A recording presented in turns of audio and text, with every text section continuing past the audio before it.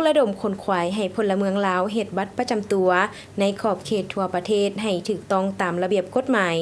สบายดีท่านผู้ชมที่เคารพเพื่อนสหายนายและพลตำรวจที่ฮักแพงทุกท่านขอต้อนรับบรรดาท่านเข้าสู่รายการพัฒนาฮักฐานมาพบกับข้าพเจ้าห้อยตีนางโอซินจันดารารับหน้าที่ดำเนินรายการท่านผู้ชมรายการพัฒนาฮักฐานแม่นออกอากาศทุกๆวันพุธเวลา 9:30 น. หา 10:00 น. และออกซ้ำคืนในวันเดียวกันเวลา 11:00 น. หา 11:30 น. ทางสถานีโทรภาพป้องกันความสงบและมาพบพ่อกันในมื้อนี้จะให้บรรดาท่านไปรับชมข่าวและผลงานการเคลื่อนไหวของกลุ่มคุ้มครองสมนูครัวและก่อสร้างฮักฐานรายละเอียดเชิญบรรดาท่านติดตามรับชมในตอนเช้าของวันที่21 พฤษภาคม 2026 อยู่ที่ห้องประชุมชั้น 4 กรมคุ้มครองสมนูครัวและก่อสร้างฮักฐานได้จัดพิธีมอบรับหน้าที่หัวหน้าแผนกอาชีพและพาหนะพิเศษแผนกพลาธิการแผนกคุ้มครองความสงบกลุ่มบ้านกรมคุ้มครองสมนูครัวและก่อสร้างฮักฐานโดยการเป็นเกียรติเข้าร่วมของท่านพันเอกสมสนิทจันทวงศ์รองเลขาคณะพักกลุ่มมีคณะพักคณะบรรษากลุ่มบรรดาแผนกศูนย์ข้อมูลพลเมืองและบัตรประจำตัวตลอดฮอดพนักงานภายในแผนกเข้าร่วมในพิธีบรรดาทานที่ได้ถึกยกย้ายได้ขึ้นผ่านบทสรุปในระยะผ่านมาให้เห็นผลสำเร็จจัดตั้งปฏิบัติหน้าที่ในระยะผ่านมาโดยเฉพาะแม่นการเพิ่มทวีเอาใจใส่และยกสูงความรับผิดชอบต่อหน้าที่การเมืองในการนำพาซี่นำปรับปรุงห้องการกรมให้มีความก้าวหน้าปฏิบัติตามภาระบทบาทสิทธิหน้าที่ของตนอย่างเป็นเจ้าการเป็นต้นแม่นสุมใส่เป็นเสนาธิการรับใช้ให้แก่การเคลื่อนไหวพัวพันประสานสมทบเวียกงานต่างๆเพื่ออำนวยความสะดวกให้แก่การนำกลุ่มนับทั้งศูนย์กลางลุงฮอดท้องถิ่นเข้าร่วมกองประชุมซองแสงสัมมนาปรึกษาหารือและอื่นๆตามการมอบหมายของกลุ่มเพื่อเฮ็ดให้การจัดตั้งปฏิบัติการเคลื่อนไหวเวียกงานวิชาเฉพาะและเวียกงานด้านต่างๆอ้อมข้างกลุ่มเวียกงานเสนาธิการให้คณะพรรคคณะกลุ่มและให้ทวงทันกับความเรียกร้องต้องการของหน้าที่เวียกงานในวิชาเฉพาะและยาวนานจะตั้งหน้าเอาใจใส่สมทบเพื่อแฮงสติปัญญาและความรู้ความสามารถของตนที่มีนำพาซี่นำจัดตั้งปฏิบัติเวียกงานของกลุ่มให้มีความเติบใหญ่ขยายตัวอย่างบ่หยุดยั้งจากนั้นท่านพันเอกหุงคำพันธลังสีหัวหน้าแผนกอาชีพและพาหนะพิเศษผู้เก่าและพันเอกศรีทัศน์คำมณีวงศ์ผู้ใหม่พันโทนางเกณฑ์จันทร์สัญราชหัวหน้าแผนกพลาธิการผู้เก่าและพันเอกหุงคำพันธลังสีผู้ใหม่พันโทหนุ่ยเพ็งเมืองคูนหัวหน้าแผนกคุ้มครองความสงบกลุ่มบ้านผู้เก่าและพันโทนางแกนจันทร์สัญราชผู้ใหม่ก็ได้พร้อมกันลงนามเซ็นบทบันทึกมอบรับหน้าที่เข้าร่วมอย่างเป็นทางการโดยการเป็นเกียรติของท่านพันเอกสมสนิทจันทวงศ์รองเลขาคณะพรรคกลุ่มมีคณะพรรคคณะบรรษากลุ่มบรรดาแผนกศูนย์ข้อมูลพลเมืองและบัตรประจำตัวตลอดฮอดพนักงานพร้อมด้วยแขกถึกเชิญเข้าร่วมเป็นสักขีพยานในโอกาสนี้ท่านพันเอกสมสนิทจันทวงศ์ได้ให้เกียรติโอลมและแสดงความย่อมยอสมเสยต่อผลงานและชัยชนะที่บรรดาสหายญาติมาได้ในระยะผ่านมาพร้อมทั้งเน้นหนักให้อดทนผ่านพาความยุ่งยากทุกอุปสรรคสิ่งท้าทายต่างๆตั้งหน้าปรับปรุงแบบแผนวิธีเฮ็ดเวียกปฏิบัติหลักการศูนย์ประชาธิปไตยสุมหัวคิดประดิษฐ์สร้างสืบต่อเอาใจใส่ศึกษาอบรมการเมืองแนวคิดให้นายและพลตำรวจที่ตนรับผิดชอบสืบต่อเอาใจใส่ศึกษาอบรมการเมืองแนวคิดให้นายและพลตำรวจที่ตนรับผิดชอบเอาใจใส่จัดตั้งปฏิบัติเฮ็ดเวียกหน้าที่วิชาเฉพาะที่การจัดตั้งมอบหมายให้มีผลสำเร็จในตอนเช้าของวันที่23 พฤษภาคม 2026 นี้ภายใต้การเป็นประธานของท่านพันเอกปริญญาเอกอาคมวงศ์พระจันทร์รองหัวหน้ากองบัญชาการปกส.แขวงหลวงน้ำทาท่านนางจันคำ ทอคำเหมาประธานกรรมการปกครองเมืองรองท่านอ้ายต๋องประธานตาแสงซบโรยและเข้าร่วมโดยอำนาจการปกครองแขนงการที่เกี่ยวข้องมีทั้งหมด35ท่านหญิง5ท่านในกองประชุมท่านพันโทคำเพื่อนพลโสภารองหัวหน้ากองก่อสร้างฮักฐาน914ได้ผ่านบทสรุปโดยย่อการเคลื่อนไหวจะตั้งปฏิบัติเวียกงานก่อสร้างฮักฐาน ประจำกลุ่มผางัวแก้ไขปรากฏการณ์ย่อท้อติดพันกับเวียกงานสามสร้างอยู่เมืองรองแขวงหลวงน้ำทาแต่ปี 2021 ถึงปี 2025ผ่านข้อตกลงเลขที่ 2589 ทับปกส แขวงหลวงน้ำทาลงวันที่ 19 พฤษภาคม 2026ว่าด้วยการถอนพนักงานภาคฐานของ 914 ประจำอยู่กลุ่มผางัวลงไปประจำอยู่กลุ่มศรีวิไลเมืองรองแขวงหลวงน้ำทาและได้สร้างบทบันทึกมอบหับดินปลูกสร้างเนื้อที่ 8,000 ตารางเมตรห้องการ1หลังขนาด 8x24 เมตรเตียงนอน 9 หน่วย ไฟฟ้าโซลาร์เซลล์สุดใหญ่ 2 สุด ไฟฟ้าโซลาร์เซลล์สุดน้อย 3 สุด หม้อไฟ 12 โวลต์ใหญ่ 4 หน่วย หม้อไฟ 12 โวลต์น้อย 2 หน่วย ให้ปกส.เมืองรอง มอบให้ปกส.ตาแสงสืบต่อปกปักรักษาคุ้มครองนำไส้ห้องการดังกล่าวสำหรับพนักงานที่ถูกถอนจากกลุ่มผางัว 11 สหายแม้นได้บรรจุซับซ้อนใส่2บ้านคือบ้านห้วยหลวงและบ้านแดนกลางสำเร็จจากนั้นพันโทปริญญาเอกอาคมวงศ์พจันทร์รองหัวหน้ากองบัญชาการปกส.แขวงหลวงน้ำทาได้โอ้ลมสุขยุซี่นำเวียกงานก่อสร้างหักฐานโดยทานได้เน้นหนักให้เอาใจใส่เวียกงานการเมืองแนวคิดเวียกงานป้องกันชาติป้องกันความสงบและแก้ไขปัญหาปรากฏการณ์ย่อท้อต่างๆอยู่ตามจุดโลแหลมเป็นต้นแม่นปัญหายาเสพติดการลักลอบค้าขายเถื่อนทุกประเภทการลักลอบปลูกฝิ่นปัญหาศาสนาและเก็บกู้อาวุธลาเนื้อในตอนท้ายพิธีทานยังได้เน้นหนักให้เอาใจใส่เพิ่มขอดการประสานงานระหว่างภาคฐานกับกองบัญชาการปกส.เมืองให้หนักแน่นและประสานพัวพันบรรดาองค์การปกครองเมืองให้แน่นแฟ้นเข้าร่วมส่งแสงเวียกงานปกส.นำห้องว่าการเมืองและการประสานพัวพันเวียกงานนำบรรดาภาคส่วนอ้อมข้างเอาใจใส่ปฏิบัติหน้าที่เวียกงานก่อสร้างหักฐานเมืองให้มีคุณภาพสูงพร้อมกันนำเอาเนื้อในจิตใจกองประชุมในครั้งนี้ไปจะตั้งพันขยายให้ได้รับผลดีเทื่อละก้าวเจ้าท่านผู้ชมที่ผ่านไปนั้นก็เป็นการนำเสนอข่าวและผลงานการเคลื่อนไหวของกลุ่มคุ้มครองสมโนครัวและก่อสร้างหักฐานแต่การนำเสนอข่าวของพวกเฮาแม่นยังบ่ทันหมดเทื่อและยะหน้าจะให้บรรดาทานไปรับชมเติมอีกแต่ตอนนี้เข้าไปพักกันก่อนแอปพลิเคชัน LA EID แม่นยั่งยืนตัวตนอิเล็กทรอนิกส์พัฒนาโดยกรมคุ้มครองสมโนครัวและก่อสร้างหักฐานกระทรวงป้องกันความสงบโดยอิงใส่ฐานข้อมูลพลเมืองบัตรประจำตัวแอปพลิเคชันนี้ถูกพัฒนาขึ้นเพื่อรับใช้เวียกงานในการบริการบริหารภาครัฐองค์การจัดตั้งหัวหน่วยธุรกิจบุคคลนิติบุคคลในการเฮ็ดธุรกรรมอื่นๆรับประกันความสะดวกว่องไวโปร่งใสและหันเป็นทันสมัยผ่านระบบออนไลน์แอปพลิเคชัน LA EID ยั่งยืนตัวตนของพลเมืองในโลกดิจิตอลเป็นเอกสารอ้างอิงทางด้านกฎหมายและสามารถนำใช้เปลี่ยนแทนเอกสารแบบเจี้ยเซ็นบัตรประจำตัวอิเล็กทรอนิกส์ใบทะเบียนรถและใบขับขี่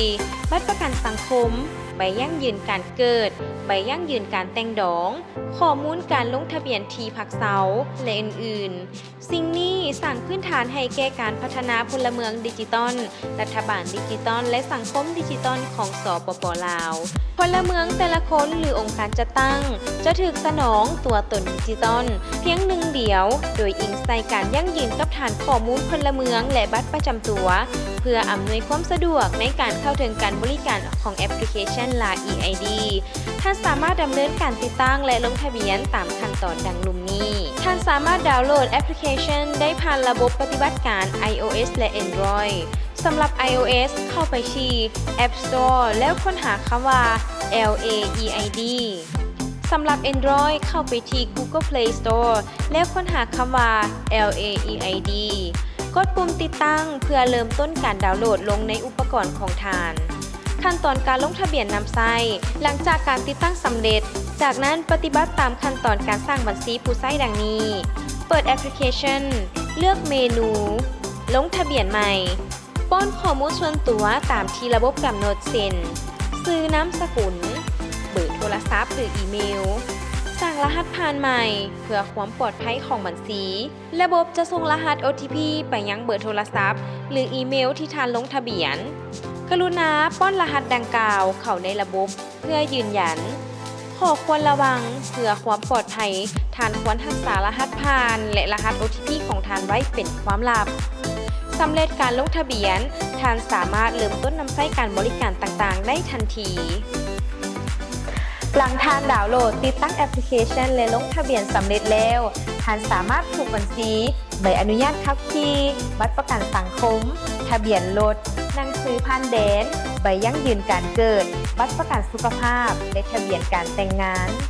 แล้วท่านควรตรวจสอบและอัปเดตแอปพลิเคชันให้เป็นเวอร์ชันล่าสุดอยู่เสมอเพื่อประสิทธิภาพในการนำใช้สอบถามข้อมูลเพิ่มเติมได้ที่เบอร์สายด่วน1529และเว็บไซต์ที่ขึ้นอยู่ทางด้านลุ่มนี้เจ้าท่านผู้ชมมาพบกันในระยะที่ 2 ของทางรายการจะให้บรรดาทานไปสืบต่อรับชมข่าวและผลงานการเคลื่อนไหวของกลุ่มคุ้มครองสมนุครัวและก่อสร้างหลักฐานรายละเอียดซึ่งบรรดาทานที่ตามรับชมสาธารณรัฐประชาธิปไตยประชาชนลาวสันติภาพเอกราชประชาธิปไตยเอกภาพวัฒนถาวรกระทรวงป้องกันความสงบกรมคุ้มครองสมนุครัวและก่อสร้างหลักฐานแจ้งการฉบับเลขที่2596/คกท.นครหลวงเวียงจันทร์ลงวันที่7เมษายน2026ถึงพนักงานทหารตำรวจและพ่อแม่ประชาชนที่นับถือเรื่องบริการจัดส่งบัตรประจำตัวดิจิตอลของทานถึงเฮือนอิงตามข้อตกลงว่าด้วยการจัดตั้งและการเคลื่อนไหวของกรมคุ้มครองสมนุครัวและก่อสร้างหลักฐานฉบับเลขที่945/ปกส.ลงวันที่3พฤษภาคม2023อิงตามการตกลงเห็นดีร่วมมือกับบริษัทสตาร์โทรคมจำกัดยูนิเทล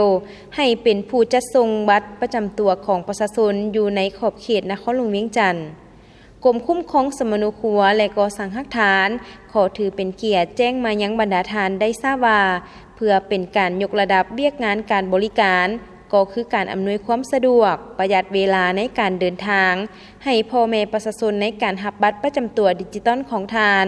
กรมคุ้มครองสมนุครัวและก่อสร้างหลักฐาน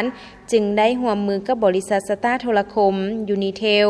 ในการให้บริการจัดส่งบัตรประจำตัวถึงเฮือนหรือถึงสถานที่ที่เจ้าของบัตรเป็นผู้กำหนดในขอบเขตนครหลวงเวียงจันทร์ละเอียดดังนี้ 1. ประชาชนผู้ที่มาเฮ็ดบัตรประจำตัวอยู่ที่กรมคุ้มครองสมนุครัวและก่อสร้างหลักฐานสามารถเลือกได้ตอนซื้อแบบฟอร์มบัตรประจำตัวว่าจะมารับเอาบัตรของทานเองอยู่กรมหรือจะใช้บริการให้จัดส่งถึงเฮือนภายในนครหลวงเวียงจันทร์ 2. สำหรับผู้ที่เลือกใช้บริการจัดส่งฮอดเฮือนให้ขายตามแบบฟอร์มได้กำหนดไว้ 3. การจัดส่งบัตรแม้นต้องส่งถึงเฮือนหรือถึงมือของทานผู้เป็นเจ้าของบัตรทุกข้อมูลบัตรของทานแม้นได้รับการปกป้องตามระเบียบและกฎหมาย 4. กรณีให้บุคคลอื่นรับบัตรแทนต้องได้รับการยืนยันจากเจ้าของบัตรก่อนทุกครั้งก่อนมอบบัตรและต้องถ่ายภาพไว้เป็นหลักฐาน 5. หมายเลขโทรศัพท์ที่จะประสานหาทานก่อนการจัดส่งแมน030-966-8868 เบอร์เดียวนี้เท่านั้น 6. ช่องทางติดต่อสอบถามข้อมูลเพิ่มเติมสามารถติดต่อได้ที่สายด่วนของกรม509โทร1529ตามมงราชการศูนย์บริการลูกค้าบริษัทสตาร์โทรคมยูนิเทลโทร030-966-8668สำหรับผู้ที่เฮ็ดบัตรประจำตัวไปแล้วและยังรอถ่าบัตรภายหลังที่บัตรของทานพิมพ์สำเร็จแล้วจะมี SMS 509 ID Card ส่งแจ้งให้ทานทราบสำหรับทานผู้ที่สะดวกก็สามารถเข้ามารับเอาบัตรของทานได้ที่กรมคุ้มครองสมนุครัวและก่อสร้างหลักฐานสำนักงานตั้งอยู่บ้านแสงสว่างเมืองไสเศรษฐานครหลวงเวียงจันทร์หรือแจ้งเบอร์030-966-8668เพื่อนำใช้บริการจัดส่งถึงเฮือนก็ได้หมายเหตุก่อนการจัดส่งเบอร์โทรศัพท์หมายเลข030-966-8668จะโทรสอบถามเพื่อยั่งยืนสถานที่จัดส่งบัตรของทานจะบ่สอบถามข้อมูลส่วนตัวของทานอย่างเด็ดขาดดังนั้นจึงแจ้งมายังบรรดาทานทุกภาคส่วนเพื่อทราบหัวหน้ากรมเซ็นเล็บประทับตาพ้นจตวาแก่นจันทร์พรหมจักรประเทศลาวเป็นประเทศที่อุดมสมบูรณ์ไปด้วยทรัพย์ในดินสินในน้ำหักสันติภาพในยุคดิจิตอลกำลังขยายตัวการคุ้มครองพลเมืองและบัตรประจำตัวอิเล็กทรอนิกส์ที่ทันสมัยก้าวไปสู่อนาคตที่มั่นคงเพื่อสร้างสาธารณรัฐประชาธิปไตยประชาชนลาวหันเป็นรัฐบาลดิจิตอลเศรษฐกิจดิจิตอลและสังคมดิจิตอล ในการห้องหับนโยบายดังกล่าวกระทรวงป้องกันความสงบได้สุ่มใส่เวียกงานนี้ในการหันเปลี่ยนใหม่ในการคุ้มครองพลเมืองและบัตรประจำตัวแบบดิจิตอลให้กลายเป็นทันสมัยเทื่อละก้าวโดยได้รับการร่วมมือการเซ็นสัญญาจากกระทรวงตำรวจสังคมนิยมเวียดนามความจำเป็นต้องหันเป็นดิจิตอลในหลาย10 ปีผ่านมาการคุ้มครองสมนูครัวและบัตรประจำตัวอยู่สปป.ลาวคุ้มครองด้วยเอกสารและบันทึกแบบเจียสเห็นให้เวียกงานคุ้มครองรัฐคุ้มครองสังคมการบริการสาธารณะมีความซักซ่าการป้องกันอาชญากรรมเวียกงานแก้ไขปรากฏการณ์ย่อท่อของสังคมพบความยุ่งยากในระยะปี 1985 หาปี 1989 บัตรประจำตัวมีรูปแบบคล้ายคือปึ้มสมนูครัวท้ายปี 1989 หาปี 2001 บัตรประจำตัวแมนนำไส้บัตรเจี้ยเขียนด้วยมือทางด้านหลังประทับลายนิ้วมือปี 2002 ถึงปี 2014 ได้นำไส้บัตรพลาสติกสีขาวปี 2014 หาปี 2023 นำไส้บัตรพลาสติกสีเขียวแต่ยังบ่สามารถเชื่อมต่อข้อมูลกับภาคส่วนแขนงการอื่นได้กดปุ่มเริ่มปฏิบัติโครงการอย่างเป็นทางการเดือนกรกฎาคม 2024 เป็นช่วงระยะประวัติศาสตร์ที่ท่านโตเริ่มประธานประเทศสังคมนิยมเวียดนามปัจจุบันนี้ท่านเป็นเลขาธิการใหญ่พรรคคอมมิวนิสต์เวียดนามที่ได้เดินทางมาเยี่ยมยามสปป.ลาวอย่างเป็นทางการด้วยไมตรีจิตมิตรภาพวันที่ 11 กรกฎาคม 2024 การนำ2ประเทศได้กดปุ่มเพื่อเริ่มปฏิบัติโครงการอย่างเป็นทางการในวาระดังกล่าวการนำกระทรวงป้องกันความสงบของ2ประเทศก็ได้ลงนามเซ็นบทบันทึกความเข้าใจเกี่ยวกับการสร้างและปฏิบัติโครงการสร้างฐานข้อมูลพลเมืองและบัตรประจำตัวการเปิดตัวโครงการที่สำคัญนี้ได้กลายเป็นบาท9อันใหญ่หลวงบ่เพียงแต่ทางด้านเทคโนโลยีเท่านั้นแต่ยังแสดงให้เห็นอย่างลึกซึ้งถึงวิสัยทัศน์ยุทธศาสตร์ของการหันเป็นดิจิตอลแห่งชาติในลาวรับใช้ประชาชนบริหารที่ทันสมัยพร้อมกันนั้นเพิ่มทวีการพัวพันมิตรภาพที่เป็นมูลเสื้อแบบพิเศษระหว่างลาวเวียดนามการพันขยายและจะตั้งปฏิบัติโครงการเพื่อพันขยายจะตั้งปฏิบัติโครงการกระทรวงป้องกันความสงบลาวได้เป็นเจ้าภาพจัดกองประชุมเผยแพร่เสื่อมซึมการจัดตั้งปฏิบัติโครงการในทั่วประเทศประกาศใช้ข้อตกลงฉบับเลขที่ 1800/ปกส.ว่าด้วยการแต่งตั้งคณะรับผิดชอบโครงการนายกรัฐมนตรีแห่งสาธารณรัฐประชาธิปไตยประชาชนลาวได้ออกคำสั่งฉบับเลขที่ 16/นย.ลงวันที่ 17 กันยายน 2024 ในนั้นมอบให้กระทรวงป้องกันความสงบลาวเป็นเจ้าการประสานสมทบกับบรรดากระทรวงแขนงการที่เกี่ยวข้องเพื่อจะตั้งปฏิบัติให้มีประสิทธิผลสูงภายใต้การชี้นำพาโดยกรมของกระทรวงป้องกันความสงบ2ประเทศกรมคุ้มครองสมนูครัวและก่อสร้างหลักฐานได้ประสานสมทบกับกรมตำรวจคุ้มครองบริหารเกี่ยวกับความเป็นระเบียบเรียบร้อยทั้งสังคมได้สร้างแผนการละเอียดกำหนดขั้นตอนและระยะเวลาจะตั้งปฏิบัติแต่ละหน้าเวียกของโครงการดังนี้ 1. ได้ออกข้อตกลงแต่งตั้งคณะรับผิดชอบลงสุขยุช่วยบรรดาปกส.ขันแขวงในขอบเขตทั่วประเทศโดยซุ่มใส่การโอนไทยสำเนาสมนูครัวเป็นเอกสารอิเล็กทรอนิกส์นับแต่เดือนตุลาคม 2024 หาเดือนมิถุนายน 2025 สำเร็จสั่งรวมข้อมูลพลเมืองจากหลายแหล่งรวมทั้งการโอนไทยข้อมูลซึ่งสามารถสั่งรวมในเบื้องต้นแมน 6,391,220 คนในจำนวนพลเมือง 7,912,394 คนรวมอัตราส่วน 80.77% ในนี้ 4,879,526 คนครบเงื่อนไขกำหนดรหัสบุคคลในจำนวน 6,391,220 คนรวมเอา 76.34% การจัดตั้งปฏิบัติการโอนไทยสำเนาสมนูครัวเป็นเอกสารข้อมูลอิเล็กทรอนิกส์สามารถบรรลุได้มีดังนี้บรรดากองบัญชาการที่โอนไทยได้ 100% มีกองบัญชาการปกส.นครหลวงเวียงจันทน์กองบัญชาการปกส.แขวงไซสมบูรณ์กองบัญชาการปกส.แขวงคำมวนกองบัญชาการปกส.แขวงเวียงจันทน์กองบัญชาการปกส.แขวงสยามบุรีและกองบัญชาการปกส.แขวงจำปาสักบรรดากองบัญชาการที่โอนไทยได้ 60-80% มีกองบัญชาการปกส.แขวงเซกองกองบัญชาการปกส.แขวงเสียงขวงกองบัญชาการปกส.แขวงพงสาลีกองบัญชาการปกส.แขวงหลวงน้ำทากองบัญชาการปกส.แขวงหัวพันกองบัญชาการปกส.แขวงสะหวรรณเขตกองบัญชาการปกส.แขวงสารวันกองบัญชาการปกส.แขวงบริคำไซและกองบัญชาการปกส.แขวงบ่อแก้วกองบัญชาการปกส.แขวงหลวงพระบางโอนไทยได้ 52.79% กองบัญชาการปกส.แขวงอุดมไซโอนไทยได้ 50.52% และกองบัญชาการปกส.แขวงอัตตปือโอนทายได้ 40.42% การสร้างนิติกรรมรับใช้โครงการได้ค้นคว้าบรรดานิติกรรมรับใช้โครงการ24ฉบับได้รับอนุมัติจากรัฐบาลและกระทรวงป้องกันความสงบ15ฉบับบนรายงาน60กว่าฉบับส่วนที่เหลือแม่นอยู่ในขั้นตอนพิจารณาแต่ละแขนงการเพื่อรับใช้การจัดตั้งปฏิบัติโครงการแต่ละระยะพื้นฐานโครงล่างก่อสร้างพื้นฐานโครงล่างของศูนย์ข้อมูลหลักและศูนย์ข้อมูลสำรองสำเร็จยกระดับความไวของสัญญาณอินเทอร์เน็ตขึ้นเป็น5 เมกะไบต์ทั่วประเทศติดตั้งซอฟต์แวร์การหันเป็นดิจิตอลเครื่องคอมพิวเตอร์ให้ปกส.ขันแขวงปกส.ขันเมืองในขอบเขตทั่วประเทศจำนวน444เครื่อง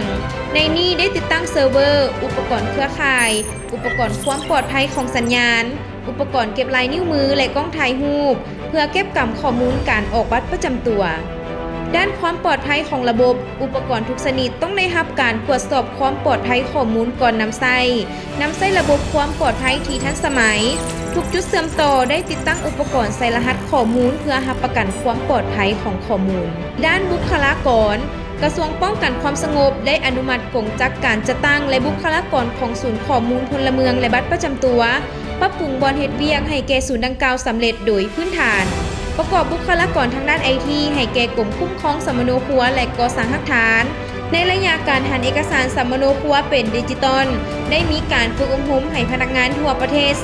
333สหายแต่งตั้งคณะรับผิดชอบจากกรมคุ้มครองสมโนครัวและก่อสร้างหลักฐานไปช่วยเหลือปกส.ขันแขวงปกส.ขันเมืองในการติดตั้งแนะนำซอฟต์แวร์เชื่อมต่อสัญญาณและหันเป็นดิจิตอลเอกสารสมโนครัวในขอบเขตทั่วประเทศได้มีการฝึกอบรมให้พนักงานกรมคุ้มครองสมโนครัวและก่อสร้างหลักฐานในการเก็บออกบัตรประจำตัว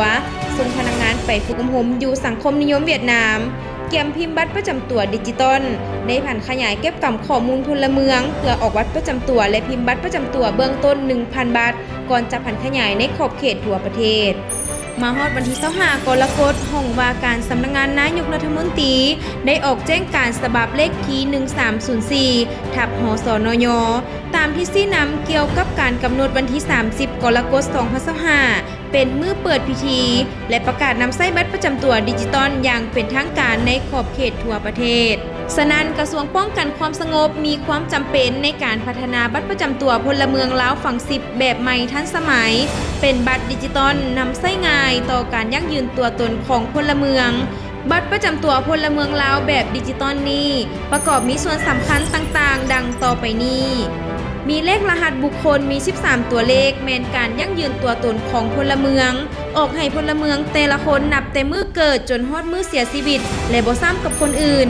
สามารถเสริมต่อปรับปรุงแบ่งปันและค้นหาข้อมูลพลเมืองในฐานข้อมูลรับประกันความลับความปลอดภัยสูงสุดด้านหน้ามีรูปแบบเครื่องหมายชาติรูปธาตุหลวงรูปดอกจำปาและรูปแผนที่รวมมี8สีขนาดแผ่นบัตรหลวงกว้าง 5.4 ซมดวงยาว 8.5 ซมความหนา 0.85 ซมเนื้อในของบัตรประจำตัวด้านหน้าและด้านหลังกำหนดตัวอักษรภาษาลาวภาษาอังกฤษสามารถเก็บกำข้อมูลได้หลายขึ้นมีความปลอดภัยสูงเพื่อป้องกันการปลอมแปลงสามารถเชื่อมโยงแลกเปลี่ยนข้อมูลกับภาคส่วนต่างๆได้อย่างมีประสิทธิภาพเก็บกำข้อมูลชีววิทยาเซนการสแกนนิ้วมือการจื้อจำใบหน้าหรือการสแกนม่านตาเพื่อยืนยันตัวตนสามารถเชื่อมโยงกับโทรศัพท์มือถือผ่านแอปพลิเคชันนำใช้บริการต่างๆได้ง่ายทางออนไลน์ประหยัดเวลางบประมาณและสะดวกให้แก่ผู้สวมใช้จุดเด่นของแอปพลิเคชัน LAEID เป็นแอปพลิเคชันที่สร้างพื้นฐานในการระบุตัวตนของพลเมืองลาวหันเป็นดิจิตอลสนองการให้บริการทางเศรษฐกิจสังคมก้าวไปสู่สังคมดิจิตอลที่โปร่งใสและมีคุณภาพรับประกันข้อมูลถูกต้องครบถ้วนชัดเจนรับใช้เวียกงานคุ้มครองรัฐคุ้มครองสังคม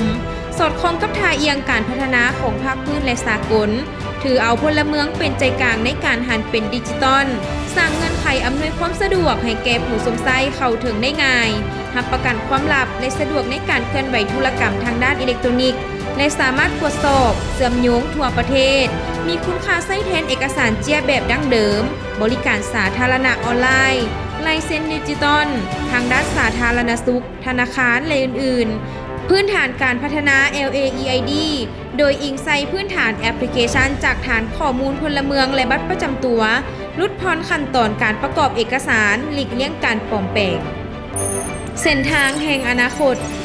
สาธารณรัฐประชาธิปไตยประชาชนลาวก็คือกระทรวงป้องกันความสงบมีความมุ่งมั่นปรารถนาและมีความตัดสินใจสูงต่อกับการนำใช้เทคโนโลยีที่ทันสมัยเข้ามารับใช้เวียกงานวิชาเฉพาะของกรมกองเพื่อให้ทันกับยุคสมัยในสายตาอันตื่นเต้นดีใจของประชาชนทุกๆข้อมูลส่วนบุคคลได้ถูกเก็บกำอย่างถูกต้องอยู่ในฐานข้อมูลแห่งชาติแต่ละมือแต่ละชั่วโมงระบบคุ้มครองพลเมืองและบัตรประจำตัวดิจิตอลค่อยๆกระจายไปทั่วทุกๆคนในทั่วประเทศบัตรน้อยๆ1 บาทแต่เป็นข้อกระแจสำคัญเพื่อไขประตูสู่การบริการภาครัฐและเอกชนแบบออนไลน์ในอนาคตเป็นขีดหมายแห่งการหันเปลี่ยนในการคุ้มครองรัฐคุ้มครองสังคม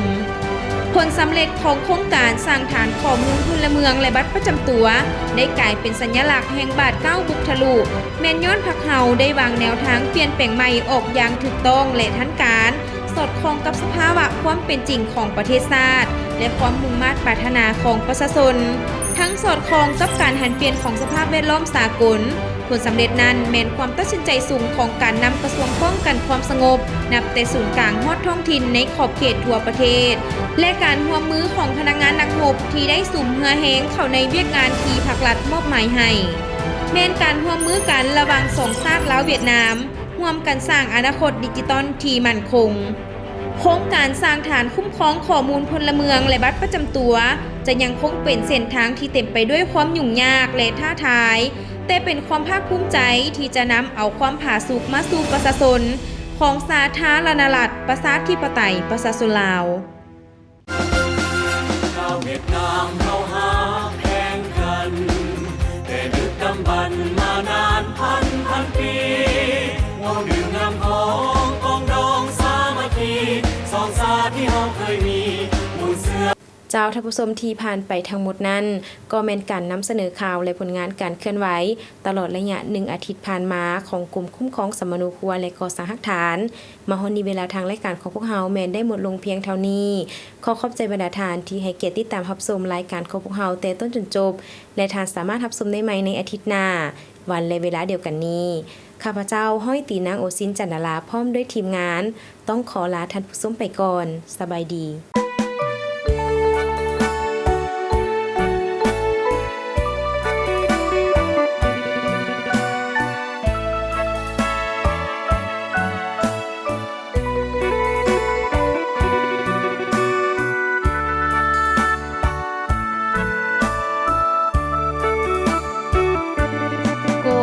คุ้มครอ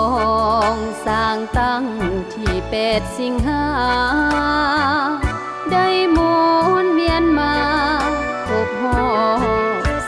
40 ปี1978 2018ครบรอบพอ